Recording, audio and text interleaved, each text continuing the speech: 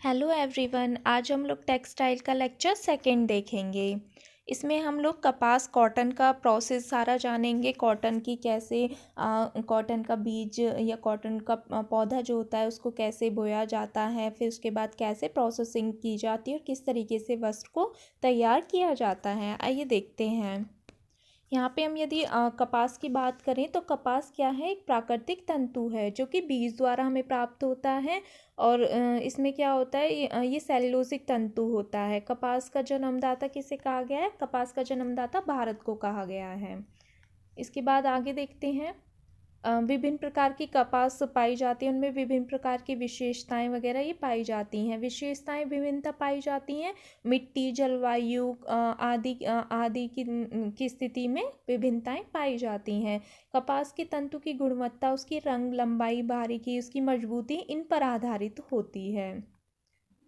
आगे देखते हैं। कपास के अधिकांश भागों में कपास जो होती है उनके नाम अलग अलग हैं। उनको क्या कहा जाता है उस तरीके से यहाँ पे बताया गया है। जैसे अपलैंड कपास है, तो अपलैंड कपास जो होती है ये कपास जो होती है थोड़ी सफ़ेद, मजबूत, लंबी ऐसी होती है। और जॉर्जिया के तट वाली जो कपास होती है उसे समुद्र कपास बोला जाता है। जैसे पीमा कपास है, ये अमेरिका में बोई जाती है। हमारे यहाँ जैसे भारत में जो कपास बोई जाती है उसे एशियाई कपास कहा जाता है।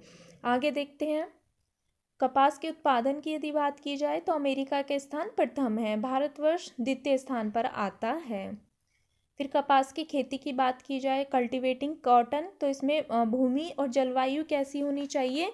तो कपास की खेती के लिए जो जलवायु होनी चाहिए वो उष्णकटिबंधीय जलवायु होनी चाहिए। मिट्टी इसमें पीली मिट्टी, काली मिट्टी इसके लिए अच्छी होती है, क्योंकि काली मिट्टी में क्या होता है, जल अवशोषित करने की क्षमता अच्छी होती है। बरसात की यदि बात की जाए तो इसमें 12 से 15 सेंटीमीटर की बरसात अच्छी होती है। क्षारीय भूमि इसके लिए अच्छी होती है। और कपास का जो पौधा होता है वो कब कब बोया जाता है? इसका जो बीज होता है ये मार्च से मई के मध्य में बोया जाता है।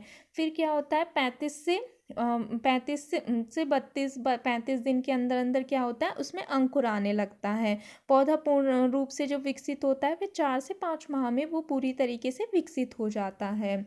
उसके बाद उसकी गुड़ाई की जाती है, जिससे कि घात पतवार जो होती है वो निकाली जाती है।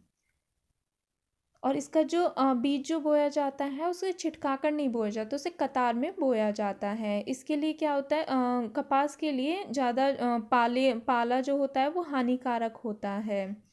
आगे देखते हैं। इसमें क्या होता है, कपास का जो पौधा होता है जब 3 सप्ताह बाद क्या होता है, इसमें फूल आने लगते हैं।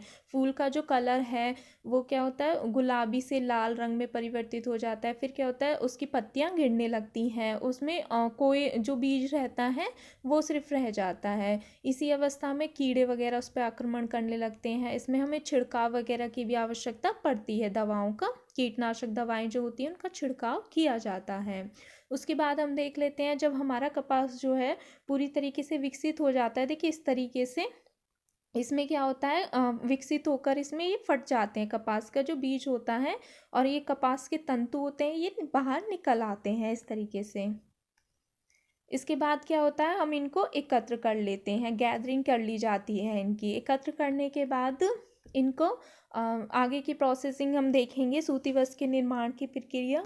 एकत्र करने के बाद इनको क्या किया जाता है, इनका संग्रह किया जाता है। इनका संग्रह ऐसी जगह किया जाता है जहाँ पर धूल मिट्टी आदि ये सब ना हो और चूहे वगैरह इनका प्रवेश ना हो। इन्हें बड़ी बड़ी थैलियों में इनका संग्रह किया जाता है। फिर उसके बाद मील वगैरह में भेजा जाता है। इन कोए को पहले ही गिनने से पहले एकत्र कर लेना चाहिए, क्योंकि यदि ये नीचे गिर जाते हैं इनमें बहुत सारी अशुद्धियाँ, धूल मिट्टी वगैरह ये सब लग जाती हैं।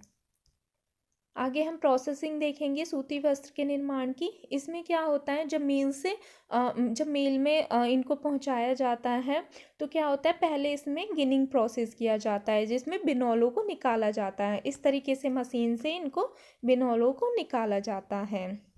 इसके बाद देख ले, और गांठ बांधी जाती है इसमें। इसमें क्या होता है कि जब मिलों से आता है कपास तो उसमें बड़ी बड़ी गठानों में आता है, तो उनको फिर अलग किया जाता है। इस तरीके से यहाँ पे गांठ खोलना, आपस में मिलाना, साफ करना। यहाँ पे प्रोसेसिंग क्या है, गांठ को खोला जाता है जब वो मिलों से आती हैं, ताकि उनमें एक रूपता रहे, धागों में जो तंतु होते हैं उसमें एक रूपता रहे। और उसकी सफाई की जाती है, आपस में तंतु को मिलाया जाता है, जैसे कि पॉलिस्टर, कॉटन हो गया। अगर हमें कोई और फाइबर अगर हमें बनाना है तो यहीं पे उसकी प्रोसेसिंग की जाती है। आगे देखते हैं धुनाई की प्रक्रिया, कार्डिंग। कार्डिंग क्या है, इसमें जो अशुद्धियाँ रह जाती हैं फाइबर में, उनको कार्डिंग की प्रक्रिया द्वारा उन अशुद्धियों को निकाला जाता है, रेशों को सुलझाकर उन्हें समानांतर किया जाता है। इस तरीके से यहाँ पे जैसे समानांतर किया हुआ है, इस तरीके से रेशों को समानांतर किया जाता है। और जो शॉर्ट फाइबर होते हैं वो सेपरेट हो जाते हैं, उनको अलग कर दिया जाता है। आगे प्रोसेसिंग डबलिंग की आती है, उन्हें दोहरा किया जाता है। इसमें क्या होता है, जब कार्डिंग प्रोसेस हो जाता है धुनाई के बाद, इन पुन्नियों को आपस में मिलाया जाता है। इसमें क्या होता है, एक परत के ऊपर दूसरी परत करके इन्हें तैयार किया जाता है इस तरीके से। फिर इसके बाद आती है कॉम्बिंग की प्रोसेस। इसमें क्या होता है, इसमें यदि महीन धागे हैं, उनका तंतु बनाना हो तो अतिरिक्त प्रक्रिया से इसे गुजारा जाता है, इसमें कंघी किया जाता है, कॉम्बिंग प्रोसेसिंग होती है।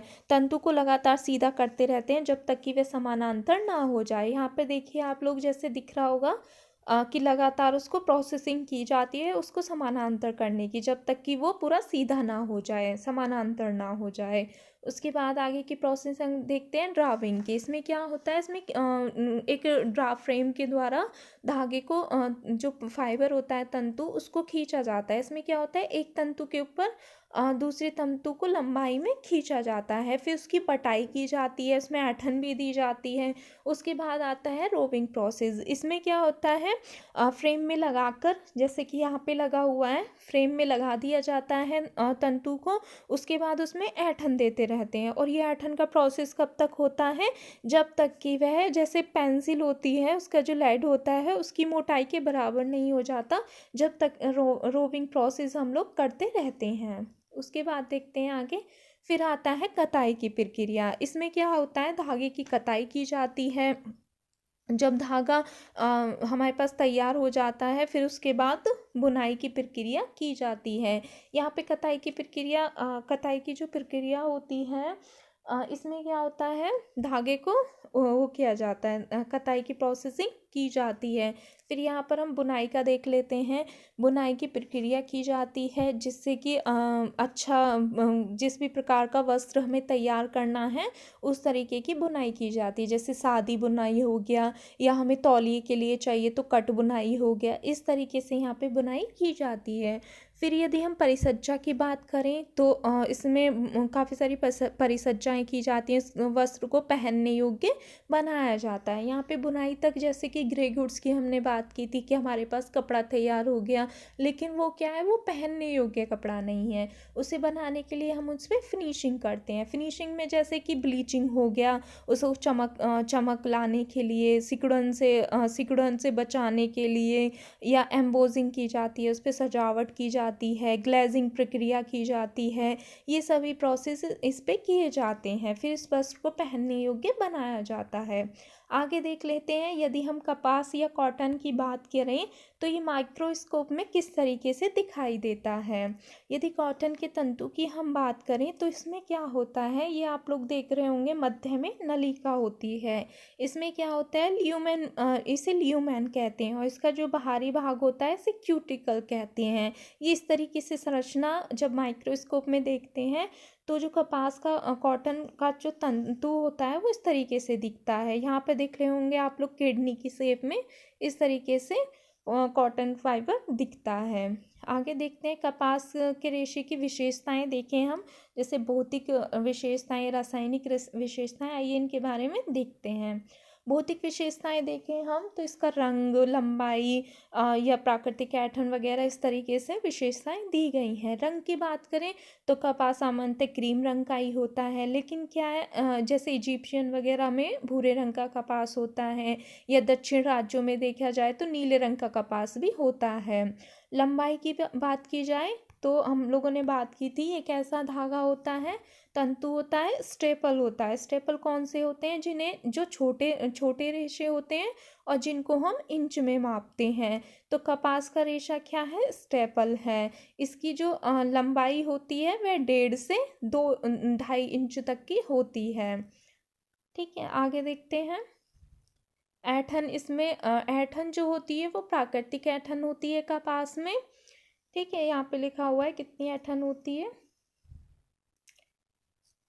फिर इसके बाद आगे देखें हम मजबूती की यदि हम बात करें तो जो इसकी मजबूती होती है तो वो क्या होती है? अच्छी होती है, मजबूत होता है, और गीली अवस्था में तो और भी मजबूत हो जाता है। आगे देखते हैं। गीली अवस्था में जो कॉटन होता है वो 30% अधिक वृद्धि कर जाता है, मतलब मजबूत हो जाता है गीली अवस्था में। फिर क्या होता है इसमें इसको मजबूत बनाने के लिए मर्सराइजिंग, अमोनीकरण, इस तरीके की प्रोसेसिंग भी की जाती है। लोचदारता की बात करें तो लोचदारता क्या है? जो कि जब हम किसी भी तंतु को खींचते हैं तो वो बिना टूटे उसी अवस्था में वह पुनः लौट आए, तो उसको क्या कहते हैं? इलास्टिसिटी बोलते हैं। ये कितनी होती है? इसमें 5 से 10% तक खींचने पर कपास का तंतु जो होता है वो 45 से 50% इसमें इलास्टिसिटी होती है।